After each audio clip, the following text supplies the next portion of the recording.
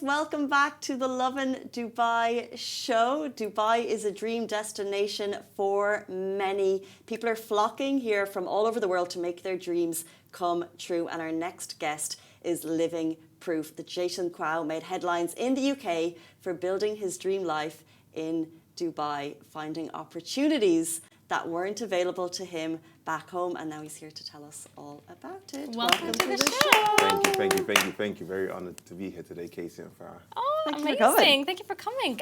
Can you walk us through the challenges you faced back at home and how you found Dubai to give you like certain opportunities? Certainly. So when I think of the UK, being in the UK, I moved actually from Holland with my family. And when I first got to the UK, there was a lot of things happening because the area that we lived in was quite violent. There's a lot of bad stuff going on. So I didn't really have the best of positive influences. But as I moved to Dubai, you come here, you meet lots of people hustling, going for the dreams, and it really inspires you. The city has a certain energy to it. I absolutely love it. Like, you wake up every single day, the sun's shining. In the UK, you have the doomy and gloomy weather, and it's hard to be motivated, to be happy to go out into work when it's raining and you got to carry your umbrella. Sometimes the car you're driving and it splashes water on you. It's like, it feels like a nightmare, But me even here has certainly been a positive influence for myself and the family. But let's talk about why Dubai, and I guess what was the tipping point for leaving UK, and then there's lots of countries in the world. Why did you end up in Dubai? Yeah, so actually I was against Dubai when I first moved here. Well, in the UK, I always thought you had to be super rich in order to live in Dubai. You need tons of money. And I thought, when the business grows, I'll probably move to Dubai. But the missus, I convinced her, okay, let's go traveling from the UK for a while. I wanted to change the scenery. I said, okay, I know she's going to love Dubai, so we're starting off with Dubai. Then we ended up going to a few other countries. But after we visited Dubai, we felt like there was nothing in the world like Dubai. We went to LA, America, just to see how is it like down there. We went to Africa to see what's like down there. But Dubai is just so futuristic. There's so much happening. The energy is it feels like the future. You're already living in the future. So we had to figure out, okay, how can we move to Dubai? And then a few months later, we made everything happen with our visas and everything. And yeah, now we're here.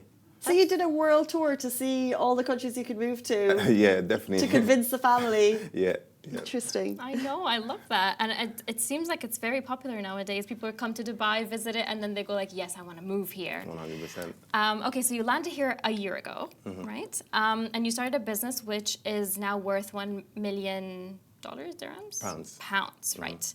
And according to headlines, how did you make $1 million in Dubai in a year? Yeah, so we have an agency called Intermast, and we help brands grow and scale on Amazon. So that's our primary model. Recently, we're expanding into social media, just based off everything that's going on. My wife, she's really good at digital marketing, so we're expanding the business on that side.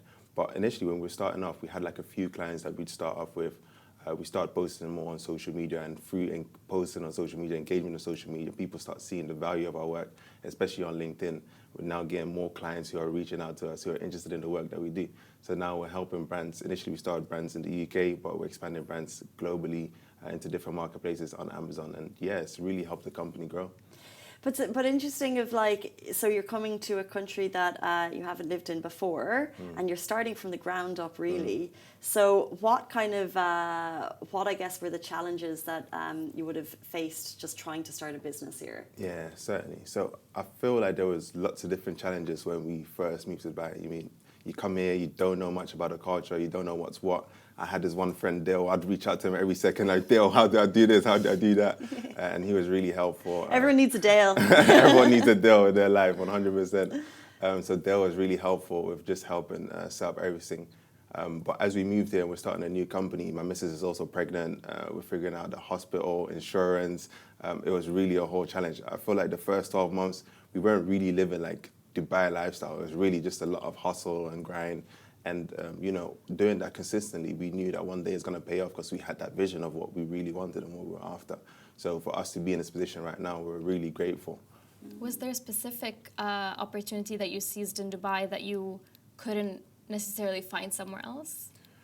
So because a lot of the work we do is online based, I feel like the opportunities were everywhere. I think the media and the news really said that, all the opportunities were available in Dubai.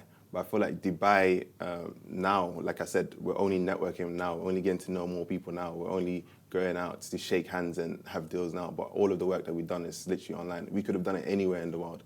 It just so happens to be that Dubai inspired us and made us dream bigger and made our minds expand so much that our possibility of what we thought was possible is now so much wider and so much grander. Interesting. Yeah. Was there like a specific, I guess, game changer moment? Because people watching today could be inspired by the hustle, inspired by the grind, but there are many people who've also been hustling and grinding for a long time and then not gotten to that moment where they're like sitting on success and thinking we're happy where we are. So did you have any kind of game changing kind of moment where you're like, that's the move that got us to where we are now? I feel like that's a really interesting question, because I think what you see in the media is like, you know, we moved to Dubai and 12 months later we built £1 million company. But I've been trying to be an entrepreneur for the last 10 years. I'd start, I'd fail, I'd start, I'd fail, I'd start, I'd fail. But this was the year where I thought, you know what, I have to do this, because I know the cycle already. If I fail, I'm gonna get back and start again. So I might as well just go through all of the tough periods, all of the hardness, and just really stick to it. Like, there's no other option, there's no plan B. We moved to Dubai, we don't know anyone. I don't even know how to get a job in Dubai. Like, I have to make it work. There's no other way I know how to make money. So it was really like jumping off the edge and just having faith and really believing in it. And that was what made it work. Honestly, I feel like I could have done it before, but I just kept quitting. But when I really stuck to it and I really dedicated myself to it, that's when it really happened. Interesting. Did you only have one plan in mind of, I want to start this kind of business, I want to start it from Dubai, or was it kind of like it just kind of happened? Yeah, so we had a different plan initially when we came. We wanted to launch some products, but what actually ended up happening is now people are reaching out to us. They want our help to help grow and scale their business online. So we're having a kid, we're making all these moves, so investing into the products, it was going to take a lot of our money. Whereas if we're doing a service now, you know, people are paying us for our time, and time we had lots of, right? So we had our one daughter, Sophia, at the time, so we would just be managing Sophia and taking care of her. But then when we invested our time into the business, we were realizing, okay, we're making money. Now more clients are coming and more clients. And our first client actually came through a woman I used to work with called Renee, and she was really helpful at the start of the journey.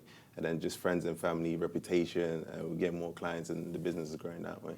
Amazing. Congratulations on your growing family, by the way. Yeah, thank you very much. Thank you very much. So when we saw the headlines on like the Daily Mail, for example, it does, and there's just so many news stories that make it look like Dubai is a get-rich-quick destination.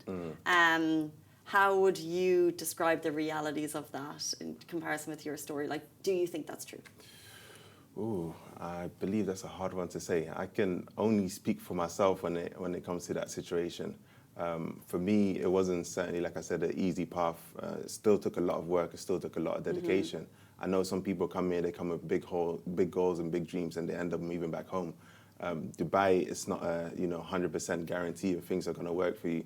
I think in order for things to work for you, you have to really work on yourself. You have to dedicate that time to yourself. You have to really believe in that goal and really believe in the vision that you have available, because the opportunities are certainly there. But it's about you being the best self to be able to take advantage of all those opportunities that are available. Love that. Agree. Exactly. So for someone who's considering moving to Dubai to start a business, did you particularly found it easy, hard? What were the challenges? Would you recommend it? Would I recommend it? Honestly, my missus loves Dubai. For me, I would have stayed somewhere cheap like Bali, Indonesia, and then started from the ground up there. But I think just being here, the lifestyle, the influence, the good mood, the good vibes, the luxury, it's not something I would have had back then. And for me, your environment certainly shapes like the way that you think. Like if you're in Bali, I feel you're around nature, but it could limit like how you think. Like I like nice cars, I like G-Wagons, I like Euros. I see them every day and I'm like, if they can drive it, surely I can do it too. And it just motivates me, inspires me so much. Because when I was in London and Croydon, which is like one of the poorest areas, I'd never see something like that. And even when I did, I'd always think, oh, I must be a drug dealer, must be doing something illegal. But now I actually think, oh, he's running a successful business. I need to invest more into my business. I need to invest more into myself, and I can get there too. I can get there too. What a strong way to finish off. I love that motivational touch. Thank you so much. If people are watching and if they're inspired by your story, how can they get in touch with you? So if you want to get in touch with me, the best place to go to is my Instagram, Jason Kwao. We post on there quite regularly. And then for more broader topics about life in Dubai, building our business, go to our YouTube channel at Jason Kwao as well, where you find all of our updates. Thank you so much, Jason Kwao, for joining us this morning. Thank you very much. Absolute pleasure, Casey and Farah. Thank you, Farah. Thank you. And that brings us to the end of the Lovin Dubai show. We're back with you tomorrow morning, same time, same place. Have a beautiful day. Bye-bye. I'm going to turn off Instagram and then we'll be done.